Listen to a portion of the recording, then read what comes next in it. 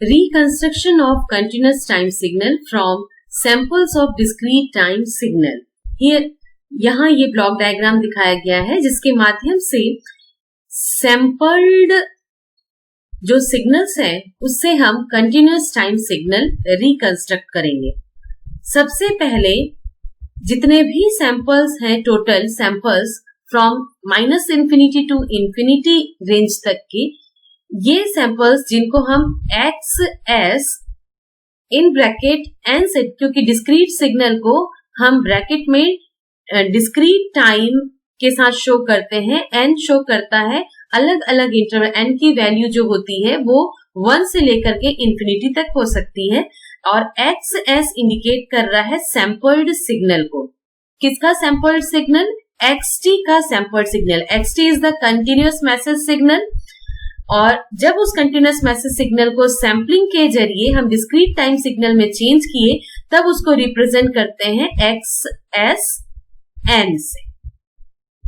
n अलग अलग interval को इंडिकेट करता है. जब इन सैंपल्स को इंपल्स ट्रेन के बॉक्स से हम पास करेंगे, ये इंपल्स ट्रेन एक मैथमेटिकल फंक्शन के जरिए हमको आउटपुट में प्रोवाइड करता है continuous time impulse train. Continuous time impulse train मतलब टाइम सिग्नल हम के साथ में रेगुलर इंटरवल पर हमको सैंपल्स मिलेंगे, और जब इन रेगुलर इंटरवल्स के कंटिन्यूअस टाइम इंपल्सेस को हम लो पास फिल्टर, जिसका कि ट्रांसफर फंक्शन कैपिटल G है, transfer function means output by input, तो जब हम इस लो पास फिल्टर से पास कराते हैं इस कंटिन्यूअस टाइम इंपल्स ट्रेन को, तब ये हमको रिकंस्ट्रक्टेड कंटिन्यूअस टाइम सिग्नल, जिसको हम XT कंजुगेट से शो करते हैं,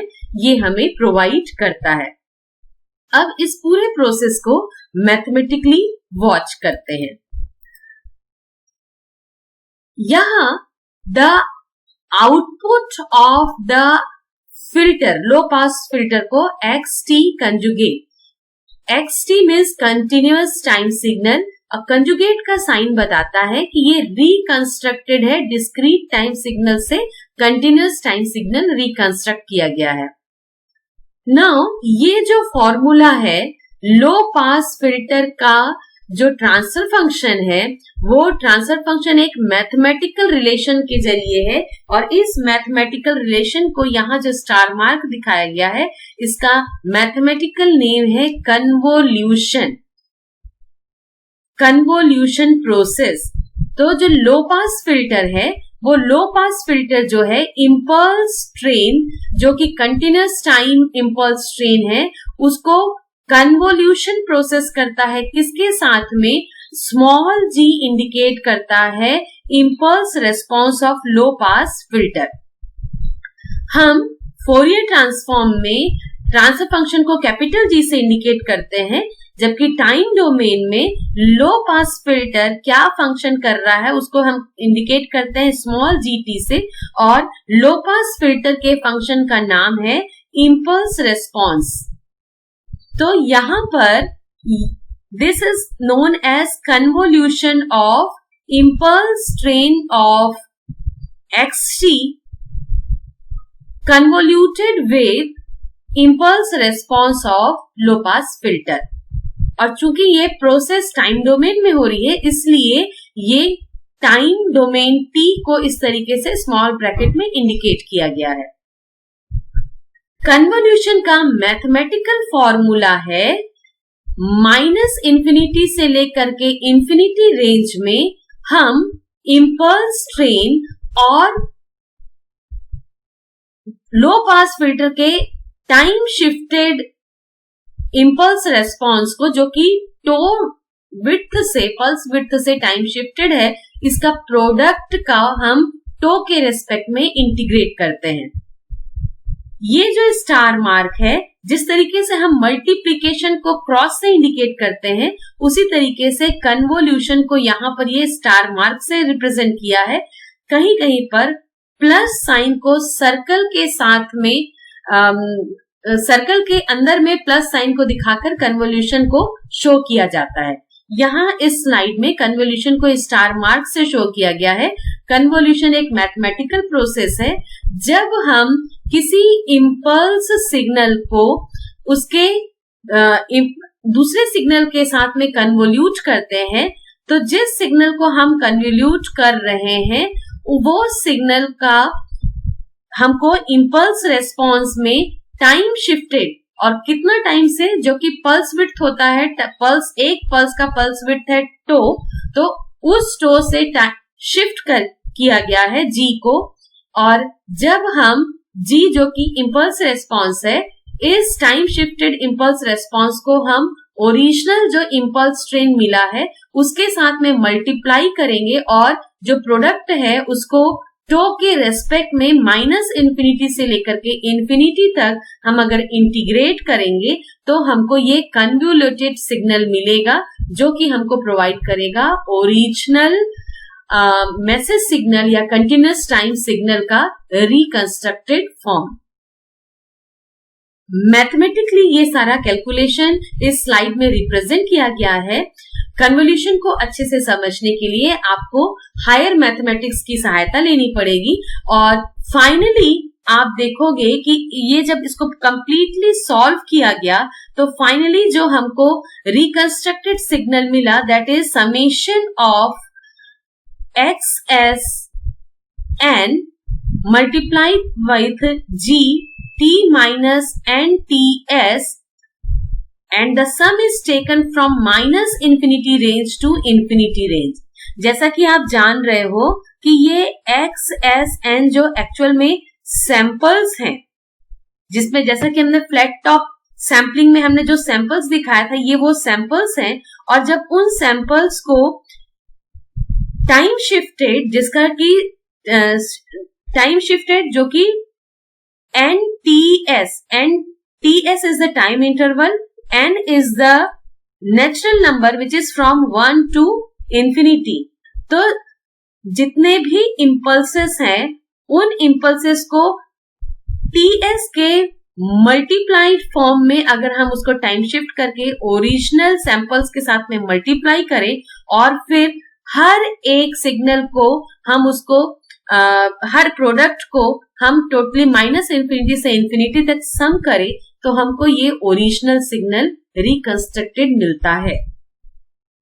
ये हुआ मैथमेटिकल कैलकुलेशन। अब हम इसको देखेंगे। Next is reconstruction filter. Reconstruction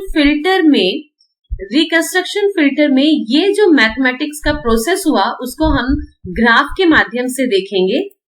यहाँ पर the low pass filter, also known as interpolation filter, is used to recover original signal from its samples. यहाँ देखिए, ये फ्रीक्वेंसी डोमेन में आइडियल लो पास फिल्टर का स्पेक्ट्रम बनाया गया है। हमें पता है कि लो पास फिल्टर जो है लोअर फ्रीक्वेंसीज 0 से लेकर के FM लोअर फ्रीक्वेंसीज तक को पास करता है। यहाँ एम्पलीट्यूड 1 दिखाया है, ठीक है। तो ये लो पास फिल्टर हमने यहाँ पर देखिए मैथमेटिकल फंक्शन में यहाँ पर हमने इसे g t माइनस टो से शो किया, और g को मैंने बताया था कि ये इम्पल्स रेस्पॉन्स देता है लो पास फिल्टर का, और इम्पल्सेस हमको मिलते हैं इम्पल्स ट्रेन से, जो कि लो पास फिल्टर के जस्ट पहले ब्लॉक से हमको इम्पल्सेस मिलते हैं, ठीक है। अब यहाँ पर देखिए कि जो लो पास फिल्टर है, वो लो पास फिल्टर का जो स्पेक्ट्रम है वो इस तरीके से एक पल्स के फॉर्म में है फ्रीक्वेंसी डोमेन में, ठीक है। तो ये फ्रीक्वेंसी डोमेन में 0 से लेकर के FM फ्रीक्वेंसी तक की जो फ्रीक्वेंसीज हैं वो आउटपुट में हमको आइडियल लो पास फिल्टर में मिलेंगी, जहां आइडियल लो पास फिल्टर में एक शार्प कट ऑफ फ्रीक्वेंसी होती है जो कि FM हर्ट्ज पॉजिटिव साइड और minus FM hertz in negative side. But we know that practically sharp cut off frequency is not possible. हमें एक ट्रांजिशन बैंड मिलता है जिसमें हाईएस्ट मैग्नीट्यूड जो है धीरे धीरे स्लोली जीरो की तरफ डिक्रीज होता है। मीन्स एफएम फ्रीक्वेंसी में हमें शार्प कट ऑफ ना मिल करके जो एफएम फ्रीक्वेंसी तक हमें maximum output, maximum signal gain मिलेगा, जबकि एफएम फ्रीक्वेंसी के बाद में सिग्नल का जो गेन है वो धीरे धीरे रिड्यूस होते होते एक पर्टिकुलर फ्रीक्वेंसी में जाकर के जीरो हो जाएगा। तो ये प्रैक्टिकल लो पास फिल्टर है। अब हम इस लो पास फिल्टर से जो मैथमेटिकली हमें सिग्नल्स मिले हैं, इन सिग्नल्स को जब हम लो पास फिल्टर से पास कराएंगे तो हमें ओरिजिनल सिग्नल हमें आउटपुट में मिलेगा। ये कैसे, इसके लिए हमको रिकंस्ट्रक्शन फिल्टर के बारे में थोड़ा सा मैथमेटिकली पढ़ना होगा। In order to guarantee that reconstructed signal x conjugate samples to the discrete time signal XS from which it was reconstructed using the sampling period TS, the low pass filter G must satisfy certain conditions.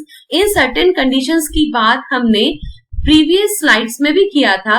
यहाँ देखिए, इस previous slides में भी कहा गया है कि ये जो reconstruction है उसी sampling period TS के साथ में हमको वापस से हमको ये continuous time मिल सकता है। कब? with certain conditions of low pass filter G। ठीक है, तो वो certain conditions क्या है, उसके लिए हम इसका मैथमेटिकल फंक्शन देखते हैं। वो sufficient condition है। The sufficient condition is, let me tell you, the sufficient condition for reconstruction, proper reconstruction from filter is, ये जो फॉर्मूला है mathematical formula G and TS, and TS माने फर्स्ट टाइम इंटरवल पर, second time interval पर, third time interval पर, ऐसे करते करते n टाइम इंटरवल तक हमें G का जो वैल्यू है, माने फिल्टर का जो आउटपुट है, ये 1 मिलेगा जब n का वैल्यू 0 नहीं है। मीन्स n का वैल्यू 1 से लेकर के इंफिनिटी तक हो सकता है। 0, let me clarify my sentence, जब n का वैल्यू 0 है, n का value 0 means at centre frequency. ठीक है, तो जब n का वैल्यू 0 है उस समय पर इस लो पास फिल्टर का मैग्नीट्यूड 1 मिलेगा, और जब n का वैल्यू 0 ना हो करके 1 से लेकर के इंफिनिटी तक कोई भी वैल्यू हो, तब इस लो पास फिल्टर का आउटपुट जो है हमको 0 मिलेगा। इसीलिए हमने यहाँ पर ये जो सिग्नल दिखाया है, यहाँ देखिए, जब n का वैल्यू 0 है तब हमको मैग्नीट्यूड मिल रहा है 1। ठीक है, हम जब इम्पल्स की बात करते हैं तो इम्पल्स में ये विड्थ नहीं रह जाता। इम्पल्स में हमें केवल एक सर्टेन फ्रीक्वेंसी रेंज पर, अगर फ्रीक्वेंसी डोमेन में हम रिप्रेजेंट कर रहे हैं और अगर हम टाइम डोमेन में रिप्रेजेंट कर रहे हैं तो एक सर्टेन इंस्टेंट पर ही हमें केवल मैग्नीट्यूड 1 मिलती है। अगर हम इस पल्स की विड्थ को 0 कर दें तो हमें केवल एक इम्पल्स यहाँ पर मिलेगा सेंटर पे। ठीक है, तो यही चीज इसमें ये बोला है कि अगर n का मैग्नीट्यूड अगर 0 है तब हमें लो पास फिल्टर का जो आउटपुट है वो 1 मिलेगा, और जब n का वैल्यू 0 नहीं है तब हमें लो पास फिल्टर के आउटपुट पे मैग्नीट्यूड 0 मिलेगा। और ये तभी पॉसिबल है जब केवल एक इंस्टेंट पर, केवल एक सर्टेन फ्रीक्वेंसी पर रिप्रेजेंट करना, माने इम्पल्स रेस्पॉन्स। इसीलिए यहाँ पर ये डेल्टा से शो किया गया है। डेल्टा जो है रिप्रेजेंट करता है इम्पल्स फंक्शन को।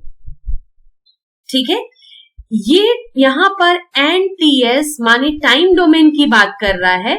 यहाँ पर जब लो पास फिल्टर को अगर हम टाइम डोमेन में शो करें, जबकि यहाँ हमने इसमें ये फ्रीक्वेंसी डोमेन में रिप्रेजेंट किया है। अगर हम टाइम डोमेन की बात करें तो टाइम डोमेन में हमें सिर्फ 0 इंस्टेंट पर या फिर एक सर्टेन इंस्टेंट पर हमें इम्पल्स वैल्यू मिलेगी और बाकी सारे इंस्टेंट पर 0 मिलेगा। तो ये है सफिशिएंट कंडीशन, नेसेसरी कंडीशन।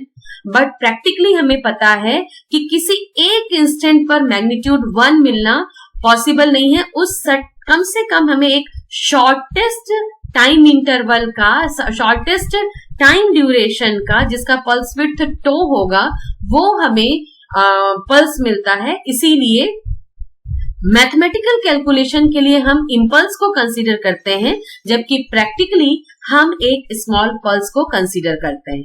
ठीक है, यहां पर फिर से मैथमेटिकल कंस्ट्रक्शन दिखाया गया है कि किस तरीके से रिकंस्ट्रक्टेड कंटिन्यूअस टाइम सिग्नल जो कि हमें आउटपुट में मिलता है लो पास फिल्टर के, किस तरीके से ये ओरिजिनल कंटिन्यूअस टाइम सिग्नल के इक्विवेलेंट है, ये मैथमेटिकल प्रूफ यहां पर दिखाया गया है। जिन्होंने हायर मैथमेटिक्स में कन्वोल्यूशन और इंटीग्रेशन, समेशन आप लोगों ने जिन्होंने पढ़ा है, आप इसको ध्यान से देखिएगा। I am moving to the next one, this one reconstruction filter को हम यहां पर एक बार ग्राफ के जरिए देख लेते हैं।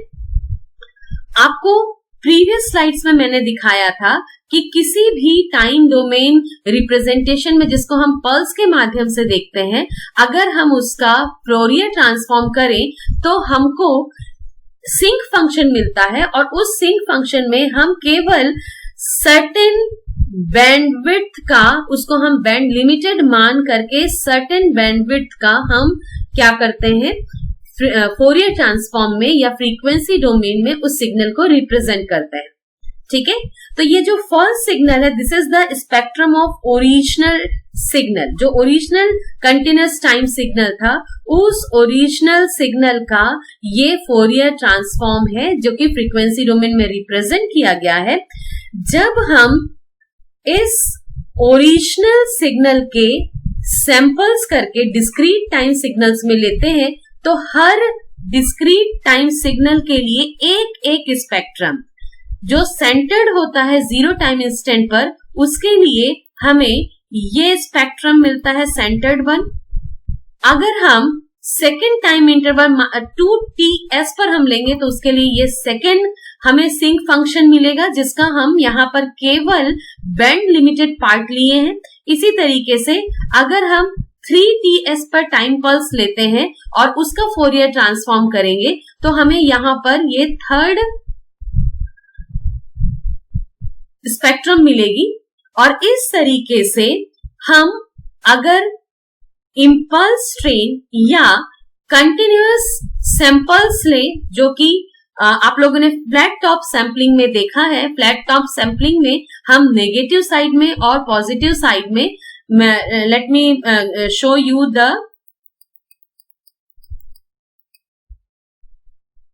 This one slide. यहां पर देखिए, हर एक पल्स के लिए चाहे वो नेगेटिव साइड में हो चाहे वो पॉजिटिव साइड में हो, हर एक पल्स के लिए हमको एक सिंक फंक्शन मिलता है फोरियर ट्रांसफॉर्म में, जिसको हम फ्रीक्वेंसी डोमेन में रिप्रेजेंट करते हैं। और उस हर इंडिविजुअल पल्स के लिए हम आपको स्पेक्ट्रम शो कर रहे हैं, जिसमें इस तरीके से नेगेटिव साइड्स में हमें ये स्पेक्ट्रम्स मिलेंगे, जिसको मैं यहाँ पर 4th और 5th इंडिकेट कर रही हूँ, और पॉजिटिव साइड में 1, 2, 3 हमें स्पेक्ट्रम मिलते हैं। और ये पूरा का पूरा मिला करके the plural of spectrum is known as spectra. अब ये जो सारे हैं, ये एक्चुअल में सिंक फंक्शंस है, जिसके हमने सिर्फ बैंड लिमिटेड पार्ट को लिया है, और जो कि लोअर मैग्नीट्यूड पार्ट था हमें उससे डिस्कार्ड कर दिया है। अब चूंकि फ्लैट टॉप सैंपलिंग में हमें बहुत सारे सैंपल्स मिलते हैं, और जैसा मैग्नीट्यूड रहेगा, यहां आप देख रहे हैं इस डायग्राम में सारे मैग्नीट्यूड कांस्टेंट मैग्नीट्यूड के हैं। लेकिन अगर टाइम डोमेन में फ्लैट टॉप सैंपल्स को हम देखे थे कि सबका मैग्नीट्यूड अलग अलग था, तो सेम उसी तरीके से हर एक स्पेक्ट्रम का मैग्नीट्यूड भी अलग अलग होगा। और आपको मैंने फ्रीक्वेंसी डोमेन में सिंक फंक्शन का एम्पलीट्यूड होता है a मल्टीप्लाइड बाय विड्थ, तो सेम उसी तरीके से यहाँ पर जो 5th वाला मैग्नीट्यूड है, 5th वाला स्पेक्ट्रम है, इसका मैग्नीट्यूड सबसे कम फोर्थ वाला मैग्नीट्यूड उसका मैग्नीट्यूड उससे ज्यादा, 1 वाला जो मैग्नीट्यूड है उसका मैग्नीट्यूड उससे ज्यादा, और इस तरीके से जैसा फ्लैट टॉप सैम्पलिंग में जो मैग्नीट्यूड है सेम उसी पैटर्न में ये सारे बैंड लिमिटेड सिंक फंक्शंस के जो मैग्नीट्यूड हैं वैसे ही डिक्रीज और इंक्रीज करते हुए हमें मिलेंगे, जिसमें से हम लो पास फिल्टर के जरिए, जो कि यहाँ पे प्रैक्टिकल लो पास फिल्टर लिया गया है, प्रैक्टिकल लो पास फिल्टर में इसीलिए कहा जाता है कि नाइक्विस्ट रेट या सैम्पलिंग थ्योरम को फॉलो होना है, क्योंकि प्रैक्टिकल फिल्टर में जो कट ऑफ फ्रीक्वेंसी FM ना हो करके FS माइनस FM होती है, जो कि हमें ये बताता है कि FS is greater than 2FM होने पर यहाँ पर किसी तरीके से दो स्पेक्ट्रम के बीच में ओवरलैपिंग नहीं होगी और हमें ये पूरा का पूरा जो सैंपल है वो हमको आउटपुट में लो पास फिल्टर के आउटपुट में मिलेगा। तो इस डायग्राम में चूंकि आप सारे मैग्नीट्यूड सेम देख रहे हैं, लेकिन जब ओरिजिनल जो फ्लैट टॉप सैंपल्स है, let me show you again, let me repeat it again. यहां पर जैसे कि इसके सबके एम्पलीट्यूड अलग अलग हैं, तो हर एक का जो सिंक फंक्शन हमको मिलेगा उसका भी एम्पलीट्यूड इसी तरीके से इंक्रीजिंग और डिक्रीजिंग ऑर्डर में होगा। और अगर सैम्पलिंग इंटरवल इस तरीके से लिया जाए कि सारे सैंपल्स बहुत पास पास हों, तो हमें ये जो है पूरा का पूरा मैग्नीट्यूड है हमको वो वापस से कंटिन्यूअस सिग्नल के फॉर्म में रिकंस्ट्रक्ट होकर के मिल जाएगा। लेट मी टेल यू कि ये जो हर एक जो है हम उसको रिकंस्ट्रक्ट कर सकेंगे ओरिजिनल कंटिन्यूअस टाइम सिग्नल में। Now, last point is that let us summarize it. Reconstruction of continuous time signal from a discrete time signal can be accomplished through several schemes, but the reconstruction is not exactly the inverse of sampling process. ये बिल्कुल opposite process mathematically है, but practically जब हम reconstruction करते हैं तो हम just inverse process नहीं करते, हमें क्या करना होता है, ब्लॉक डायग्राम को रिकॉल करिए। ब्लॉक डायग्राम में हमने देखा कि पहले हम let me show you the block diagram. Block diagram में हमने देखा कि हम सैंपल्स से हम इम्पल्सेस रिसीव करते हैं, और जो कि इम्पल्सेस जो होते हैं वो कंटिन्यूअस टाइम डोमेन में होंगे, और उन कंटिन्यूअस टाइम डोमेन को जब हम लो पास फिल्टर से पास कराएंगे, लो पास फिल्टर जो है फ्रीक्वेंसी डोमेन में आपको सिंक फंक्शन प्रोवाइड करता है, और जब हम उस अलग अलग पल्स के सिंक फंक्शंस को जब लो पास फिल्टर से पास करते हैं तो हर एक का मैग्नीट्यूड जो है सम अप होकर के हमको रिकंस्ट्रक्टेड कंटिन्यूअस सिग्नल प्रोवाइड करता है। So let us finish this lecture with this summary that reconstruction is possible, but it only produces one possible continuous time signal that samples to a given discrete time signal. So, revise these lectures and stay at home. Thank you, students.